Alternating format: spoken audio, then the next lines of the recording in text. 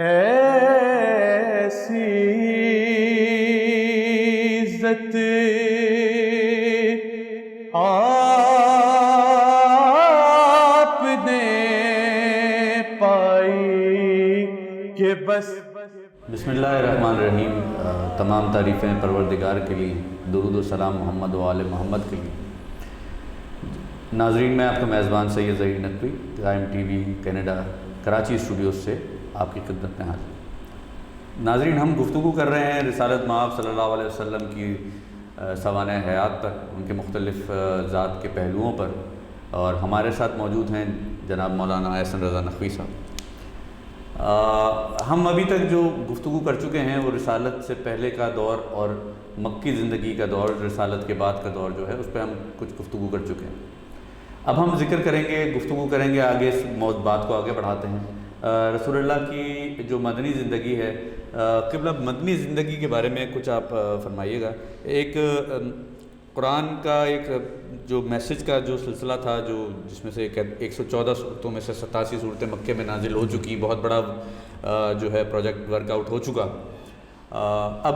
باقی کی جو زندگی ہے، جہاں عمل ہے، جہاں جہاد ہے، جہاں بہت سارے فرائض کی امپلیمنٹیشن کا حکم ہے،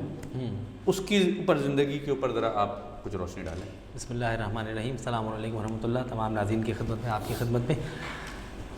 جہاں تک مدنی زندگی کے حوالے سے تعلق ہے رسول اللہ کی زندگی کا، گزشتہ پروگرام میں بھی ہم ناظرین کی خدمت میں مکی زندگی کے عنوان سے بیان کر رہے تھے، اور پھر ظاہر ہے وہاں سے ہم بات کو لے کر آگے چلے تھے، اور مدنی زندگی کے آغاز پر ہی ہم نے اب جو ہے وہ بات کو شب ہجرت کے عنوان سے بات کو وہیں پر ہی منقطع کیا تھا، اور جو ہمارے ناظرین ہیں انہوں نے فالو کیا ہوگا۔ وہیں سے پھر بات کو آگے بڑھاتے ہیں۔ مدنی زندگی، جیسے کہ آپ نے بیان کیا کہ مکی کے اندر جو آیات نازل ہوئیں اور پھر مدینے میں جو آیات نازل ہوئیں، مکی زندگی کے پہلو ڈیفرنٹ ہیں، مختلف ہیں، اور مدنی زندگی کے پہلو ڈیفرنٹ ہیں، ٹھیک ہے۔ مکے میں جو آیات نازل ہوئیں ان کا سلسلہ کلام، ان کا انداز گفتگو، انداز تخاطب مختلف ہے، اور مدنی زندگی کی آیات کا اور سوروں کا انداز تخاطب مختلف ہے۔ جب رسول اللہ مکے سے مدینے تشریف لائے اور جن حالات میں تشریف لائے، تو خود رسول اللہ جب مکے سے مدینے ہجرت کر کے پہلے مقام قباء میں پہنچے، اور پھر وہاں پہ مسجد قباء کی تعمیر وغیرہ کروائی، پھر ظاہر آگے جا کے مسجد نبوی کی تعمیر کروائی، تو پھر حضرت علی کا انتظار کیا، اور ظاہر ہے شب ہجرت میں کہہ کر گئے تھے کہ وہ ساری کی ساری امانتیں آپ جو ہے وہ امانت داروں کو لوٹا کر آئیے گا۔ اور پھر حضرت علی فاطماؤں کے ساتھ، یعنی اپنی ماں فاطمہ بنت اسد اور اپنی آگے چل کے شریک حیات بننے والی رسول اللہ کی دختر فاطمہ بنت اسد اور دیگر 2 فاطماؤں کو لے کر جو ہے وہ تشریف لے کر مکے سے مدینے پہنچے۔ رسول اللہ مدینے میں اس وقت تک داخل نہیں ہوئے جب تک حضرت علی آ نہیں گئے۔ پھر رسول اللہ حضرت علی کے ساتھ جو ہے وہ مدینے میں داخل ہوئے۔ مدینے میں داخل ہونے کے بعد جو سب سے پہلا کام رسول اللہ نے کیا، وہ ظاہر مسجد نبوی کی تعمیر، ایک بیٹھنے کی جگہ، ایک عبادت کی جگہ، ایک ایسی جگہ کہ جہاں پر بیٹھ کر آگے کی تشکیلات کی جا سکیں۔ اس سے ہمیں بہت سارے پہلو بھی ملتے ہیں کہ مسجد صرف عبادت کی جگہ نہیں ہے، بلکہ اجتماع کی جگہ ہے، مسائل حل کرنے کی جگہ ہے، پالیسی میکنگ جگہ ہے، ٹھیک ہے۔ رسول اللہ نے وہاں پہ مسجد نبوی کی تعمیر کروائی، اور پھر اب جو افراد مکے سے مدینے ہجرت کر کے آئے ہیں، ٹھیک ہے، دیکھیں مہاجر ہونا آسان نہیں ہے، اور ان کے بڑے فضائل ہیں کہ جنہوں نے رسول اللہ کے ساتھ ہجرت کی، اور جو یہ صاحبہ ایمان ہیں ان کا مقام و مرتبہ قرآن اور سنت کی روشنی میں بے انتہا زیادہ ہے۔ کیوں؟ کیونکہ جو شخص ہجرت کر کے آتا ہے وہ کشتیاں جلا کر آتا ہے، اردو زبان میں ادب میں کہتے ہیں، یعنی وہاں مکے میں ان کا گھر ہے، ان کا گھر بار سب، یعنی کہ کام دھندہ معاش سب چھوڑ کر مکے سے مدینے تشریف لائے۔ جب مدینے تشریف لائے تو اب نہ کچھ ہے کرنے کے لیے، نہ رہائش کی جگہ ہے۔ یہ ہیں مہاجر جو ہجرت کر کے آئے ہیں۔ جو پہلے سے مدینے میں رہتے ہیں وہ ہے انصار، نصرت کرنے والے، مدد کرنے والے۔ پھر رسول اللہ نے ایک پالیسی میکنگ کام کیا جسے کہتے ہیں اسلامی اخوت قائم کی، اور اخوت اس انداز میں کہ ایک کو ایک کا بھائی بنا دیا۔ کس کو؟ انصار کو مہاجر کا بھائی بنا دیا۔ اس کا کیا فائدہ ہوا کہ جو انصار ہے اس نے ایک مہاجر بھائی کو اپنے ساتھ رکھا، اور اس کی فیملی کو رکھا، اور اس کی کفالت، کھانے پینے کی ذمہ داری، اور ظاہر ہے کچھ عرصے کے بعد مہاجرین پھر ظاہر ہے جب وہاں رہنے لگ گئے مدینے میں تو پھر کام معاش اور تجارت اور کاشتکاری یہ سارا سلسلہ شروع ہو گیا، اور پھر ظاہر ہے وہ اپنے پاؤں پہ کھڑے ہو گئے۔ تو رسول اللہ کے اس قدم کی وجہ سے، اس اقدام کی وجہ سے ہر انصار کسی نہ کسی مہاجر کے بغل میں ہاتھ ڈال کے گھوم رہا تھا اور ایک دوسرے کو بھائی بھائی کہہ رہا تھا۔ یہاں سے اسلامی اخوت قائم ہوئی، بے شک مسلم اسلامک بردرہوڈ قائم ہوئی۔ یہ پہلا قدم تھا کہ جو رسول اللہ نے مدینے میں جانے کے بعد انجام دیا۔ پھر جب مدینے کی زندگی شروع ہوئی تو مسلمان اسرت کی زندگی میں تھے، پریشانی کی زندگی میں تھے، ٹھیک ہے، اور پھر ظاہر ہے اس کے بعد جنگوں کا سلسلہ شروع ہوا، جو کہ آگے چل کے جس کی طرف ہم اشارہ کریں گے بھی، کہ مدنی زندگی میں جب رسول اللہ مکے سے مدینے تشریف لے آئے اور ایک کو دوسرے کا بھائی بنا دیا، اب دو شخصیتیں ایسی ہیں کہ جو کسی کی بھائی نہیں بنی ہیں، ان میں سے خود رسول اللہ ہیں اور ظاہر ہے خود حضرت علی جناب امیر خود دیکھ رہے ہیں کہ سب جو ہے وہ ایک دوسرے کے ساتھ بغل گیر ہو کے موجود ہیں اور خوشی منا رہے ہیں کہ ان کا ٹھکانہ موجود ہے۔ تو رسول اللہ کے پاس آیا اور کہا کہ یا رسول اللہ آپ نے سب کو جو ہے وہ بھائی بنا دیا اور مجھے کسی کا بھائی نہیں بنایا۔ تو کہا کہ انت اخی فی الدنیا والآخرہ، آپ دنیا میں بھی میرے بھائی ہیں اور آخرت میں بھی میرے بھائی، کیونکہ دعوت ذوالشیرہ میں جیسے کہ ہم نے پچھلے پروگرام میں بیان کیا کہ آپ کو تو اپنا بھائی بنایا ہی تھا، اور ظاہر ہے بھائی تو ہے ہی، چچا زاد بھائی۔ تو یہ رشتہ اخوت ایسا تھا کہ جو ہمارے لیے باقاعدہ درس ہے، اخلاقی درس ہے، کہ مسلمان اگر کسی دوسرے مسلمان کے مسائل کو حل کرنا چاہتا ہے تو وہ بھائی یا بردرہوڈ کا، اخوت کا رشتہ اپنے اندر قائم رکھے، جو کہ خدا نے ان کے اندر بائی برتھ پیدا کیا ہے، اس کو جگائے اور ایک دوسرے کے جو ہے وہ مسائل کو حل کرے، تاکہ پھر جو ہے وہ مسائل حل ہونا شروع ہو جائے۔ اچھا، اس میں مدنی زندگی میں غزوات کا بڑا ایک امپورٹنٹ رول ہے، اور مختلف جنگیں لڑی گئیں، اور اس میں بہت سارے جو پہلا مارکہ ہے وہ تو غزوہ بدر کے نام سے جو ہے، جو تاریخ میں رقم ہے کہ کس طرح مائنورٹی نے میجورٹی پہ جو ہے غلبہ پایا، فتح ہوئی، اس کے بارے میں ذرا بتائیں کہ یہ جو غزوات ہوئے اس سے کیا اخذ ہوا، اس سے کیا بینیفٹس ہوئے اسلام کے لیے، اور کیا پرنسپل بنا آگے شریعت محمدی کے لیے؟ دیکھیں، یہ جو پہلی بات تو یہ ہے کہ یہ ذہن میں رکھیں اور ناظرین کو بھی ذہن میں رکھنا چاہیے کہ یہ جو اسلامی جنگیں ہوئیں، یہ اسلامی جنگیں رسول اللہ نے لڑی نہیں ہیں، یہ ان پر جی ہاں ڈیفینسو، دفاعی، اوفینسو نہیں ہے یہ بالکل جی ہاں، یہ جو ہے وہ رسول اللہ پر جنگیں مسلط کی گئی۔ آپ تو مدینے میں اپنے خدمات انجام دے رہے تھے، دین کی تبلیغ کر رہے تھے، لیکن چونکہ جو مکے کے کفار اور مشرکین ہیں وہ پریشان تھے کہ اس دین کی وجہ سے ہماری دال نہیں گلے گی، ہمارا معاملہ آگے نہیں چلے گا، ہماری زندگی ایام پریشان ہو جائیں گے، رسول اللہ تو کچھ نہیں کہہ رہے تھے انہیں۔ زیادہ سے زیادہ یہ ہوتا کہ رسول اللہ 1 سال 2 سال کے بعد جو ہے وہ حج کرنے کے لیے چلے جاتے بس، اور اس حج کے اندر جو ہے وہ مکے جاتے، وہاں پہ اعمال مکہ انجام دے کے واپس آتے تھے، بس سلام۔ کفار و مشرکین کو کچھ نہیں کہتے۔ غیر ضروری طور پر ایک کافر اگر بیٹھا ہے، وہ کسی کو کوئی پریشان نہیں کر رہا ہے، تو اس کو جا کے قتل نہیں تھوڑی کیا جاتا ہے۔ پھر جب مکی زندگی شروع ہوئی تو کفار کی سرشت میں، ان کی نیچر میں، ان کی فطرت میں یہ تھا کہ مسلمانوں کو پریشان کیا جائے۔ تو جو مسلمان، اب اس کو ہمارے ناظرین پہ غور کیجیے گا کہ مکے، مدینے اور شام، یہ 3 ایسے علاقے ہیں، مکہ، مدینہ اور شام، کہ جو اہمیت کے حامل تھے اس زمانے میں۔ شام میں تجارت کی جاتی تھی، ٹھیک ہے، شام سے تجارتی قافلے اپنا سامان لے کر مکے میں حج کے ایام میں بیچنے کے لیے آتے تھے، بازار عکاظ میں، ٹھیک ہے، اور درمیان میں پڑتا تھا مدینہ، ٹھیک ہے۔ تو جتنے بھی تجارتی راستے تھے یہ بڑی اہمیت کے حامل ہوا کرتے تھے، اسی میں ڈکیتی ہوا کرتی تھی، راہزنی ہوا کرتی تھی، ٹھیک ہے۔ اگر آپ سامان لے کے جا رہے ہیں تو سامان کی چوری، اگر مکے میں سامان بیچ کر آ رہے ہیں تو آپ کے پاس مال ہے، مال کی چوری، تو دونوں طرف آنے جانے میں جو نا یہ ٹینشن اور پریشانی تھی۔ تو وہ جو مکے کے کفار تھے جو شام میں جا کر سامان بیچا کرتے تھے، تو وہ مدینے سے ہوتے ہوئے مسلمانوں کو پریشان کر کے جایا کرتے تھے، تنگ کیا کرتے تھے، ان میں سے بعض کو قتل کر دیا کرتے تھے، بعض کی کھیتیوں کو جلا دیا کرتے تھے۔ تو اب رسول اللہ نے کہا کہ نہیں، اب پانی سر سے اوپر ہو رہا ہے، اب ہمیں جو ہے وہ، پھر پتہ چلا کہ رسول اللہ نے جو ہے وہ اس تجارتی قافلے کو جو کہ شام سے مکے کی طرف جا رہا تھا، اس کو آپ نے تعاقب کیا۔ مسئلہ آپ کا جو ہدف تھا وہ تجارتی قافلہ نہیں تھا جو پہلی جنگ بدر ہوئی، نہیں، آپ کو صرف انہیں بتانا تھا کہ دیکھیں ہم بھی ایک میجورٹی ہیں، ہم بھی ایگزسٹ کرتے ہیں، ہم بھی وجود رکھتے ہیں، آپ ایسا نہ سمجھیں کہ ہم سے آپ بالکل خائف ہو جائیں اور بالکل ہمیں کچھ سمجھے نہ، ہم بھی جو ہے وہ اس دنیا میں رہنے والے باشندے ہیں، اور آپ ہمیں جو ہے وہ مکمل طور پہ خاموش نہ سمجھیں، ہم کسی بھی وقت آنے کے بعد آپ کو اینٹ کا جواب پتھر سے دے سکتے ہیں، پھر رسول اللہ جب جنگ بدر کا آغاز ہوا تو پھر کفار و مشرکین جب وہاں سے آئے تو 1000 افراد کفار کے تھے اور پھر مسلمانوں کے 313 افراد تھے، اور پھر ان 313 افراد کے اندر جب جنگ ہوئی تو پھر مسلمانوں نے جو ہے وہ فتح حاصل کی۔ اور چونکہ ظاہر طولانی گفتگو ہے میں بس اسے مختصر کرتا ہوں، تو جنگ بدر میں مسلمان جنگ جیتے، یہیں پر ہی میں بات کو روکوں گا پھر تاکہ جنگ احد کا جو ہے پھر ہم آگے تذکرہ کریں کہ جب سلسلہ آگے بڑھا، مسلمانوں کو جنگ میں فتح ہوئی جنگ بدر کے اندر، تو مسلمان فخر و مباحت کرنے لگے کہ اللہ نے اس جنگ میں ہماری امداد کی، رسول اللہ ہمارے ساتھ موجود ہیں، تو جس جنگ میں رسول اللہ ہمارے ساتھ موجود ہوں وہ جنگ ہم کبھی ہار نہیں سکتے۔ یہ وہ بات مسلمانوں کے دل میں بیٹھی اور اس کی وجہ سے جو ہے وہ جب جنگ احد ہوئی تو اس میں کچھ مسائل پیش آئے جس کی طرف پھر ہم آگے چل کے اشارہ کرتے ہیں۔ ناظرین یہ گفتگو جاری ہے، ہمیں ایک وقفے کی طرف جانا ہے، ہم پھر آپ سے دوبارہ چھوٹے سے وقفے کے بعد دوبارہ حاضر ہوتے ہیں۔ ایسی عزت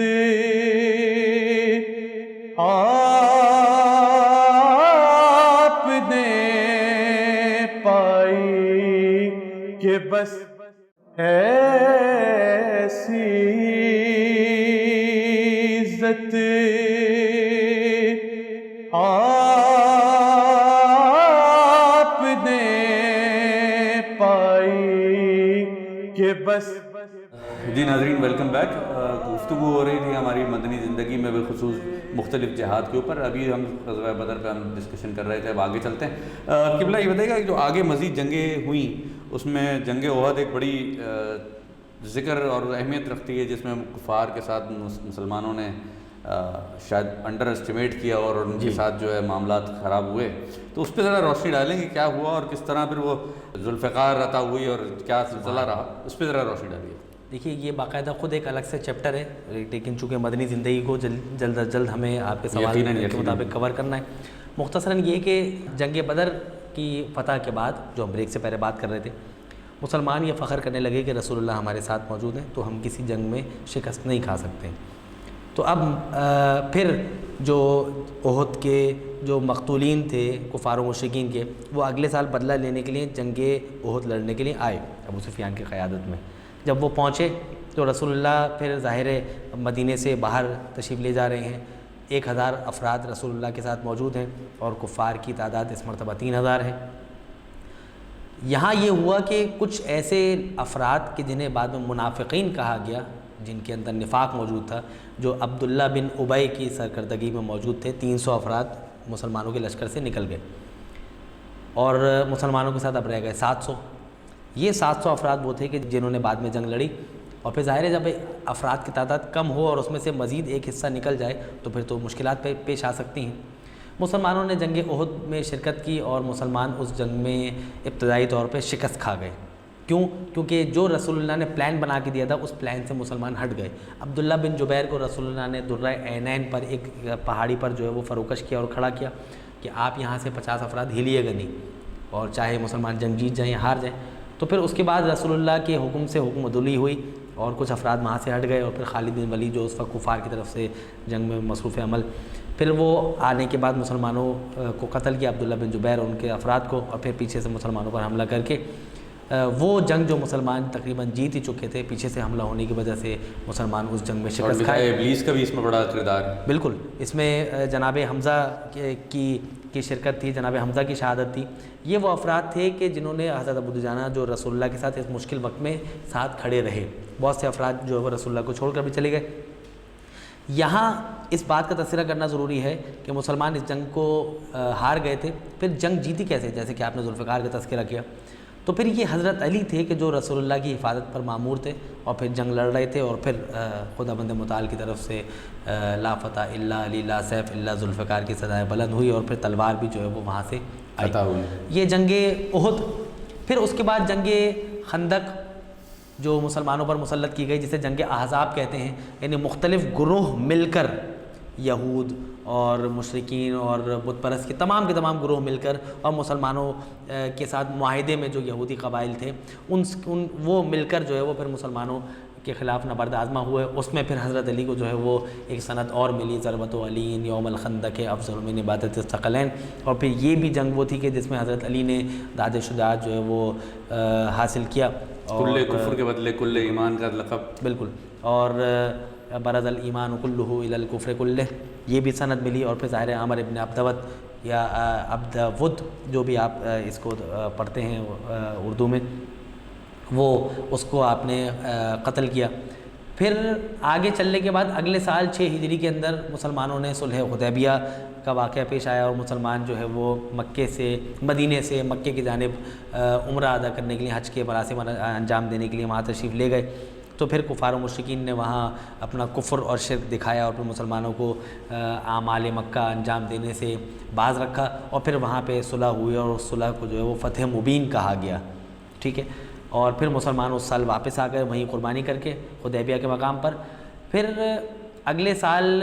7 ہجری کے اندر خیبر کا واقعہ پیش آیا، اور پھر ظاہر ہے یہاں پہ ہم کتنا اپنے دامن کو بچائیں کہ دین اسلام کی ترویج کے لیے، تبلیغ کے لیے، دین اسلام کو آگے بڑھانے کے لیے حضرت علی موجود تھے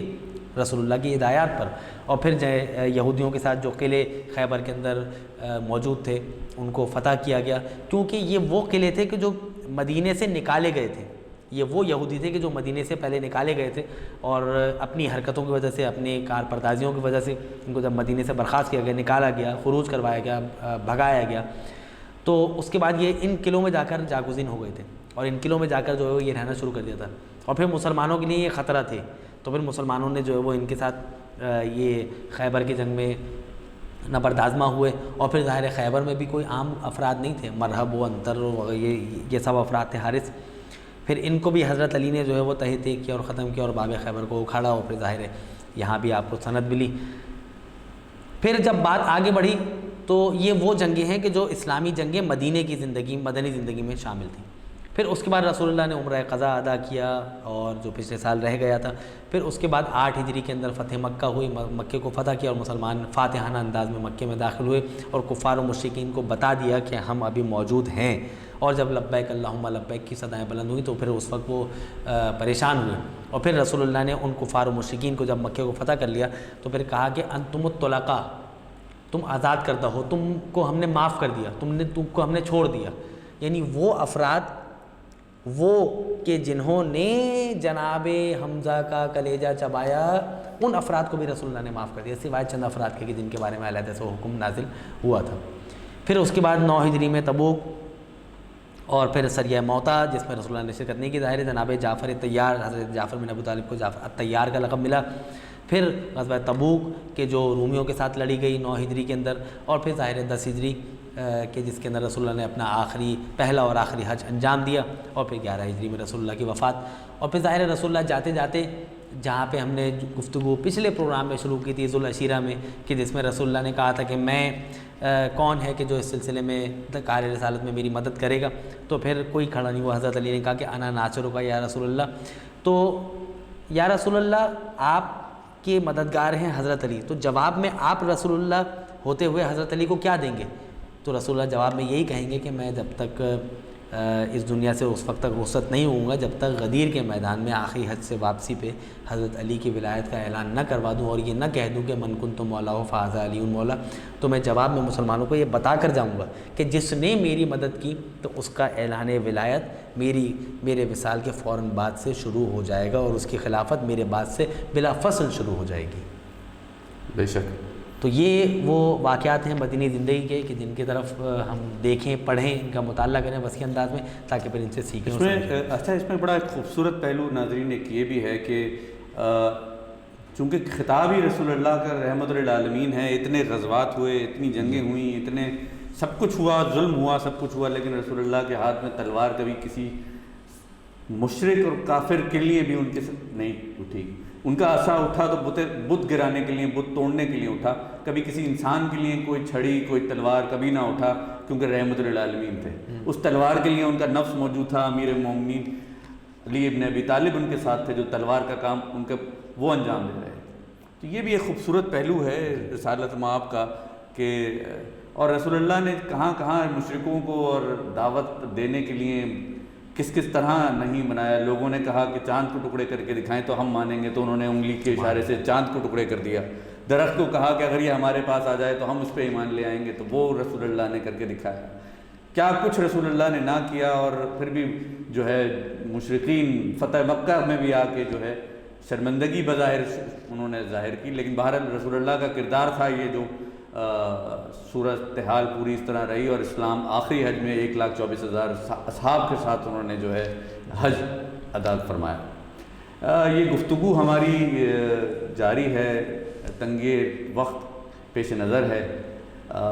اسی موضوع کو ہم مزید آگے اگلے پروگرام میں, اگلی نشست میں دوبارہ شروع کریں گے. جب تک کے لیے ہمیں اور مولانا کو اجازت دیجیے. اپنا اور ارد گرد کے لوگوں کا خیال رکھیے گا. اللہ محمد یا